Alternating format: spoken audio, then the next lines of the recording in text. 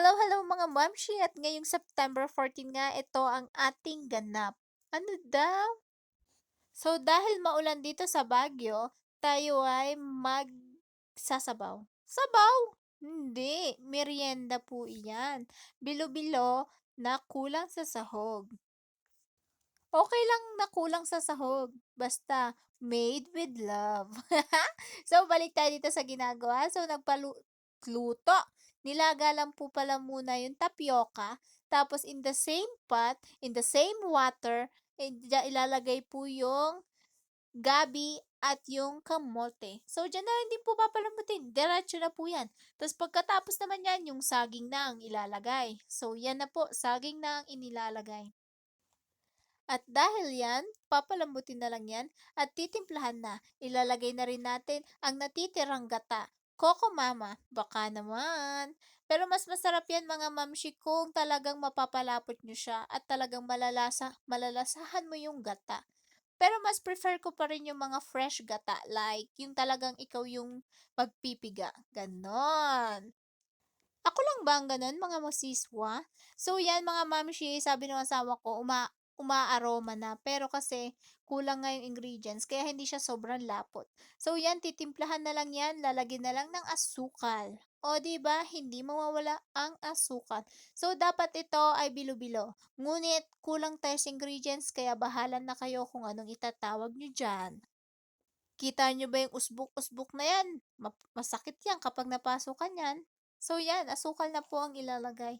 So, dahil maulan dito sa, Baguio City, talaga namang mapapaluto ka ng gantong merienda, 'di ba? At dahil diyan, 'yan ang binidyo ko dahil wala akong ganap masyado ngayong araw. Dahil nagsampay lang kami tapos kinahapunan umulan na. 'Di tuloy na tuyo yung aking labahin, eh. Tas muntik pa ako matuktukan nung sampayan kanina. Nakakaloka. So, yeah, wait na lang natin po yan na totally lumambot na siya and then ready to eat na. Kung mapaso ka, bahala ka, ha. Oh, yeah. So, yan din na, oh. So, hindi ko alam ha, yung mga tansya po niya, mga tansyameter lang yan, mga mamshi, kaya bahala na kayo. So, pero hindi talaga ako marunong magluto niyan, kaya hindi ko alam kung ano ba talaga, paano magluto ng bilo-bilo. O, 'di ba? So, for the watch muna tayo dito, mga mamshi. Mga mamshi, pa-like and pa-share naman po ng ating mga video, please!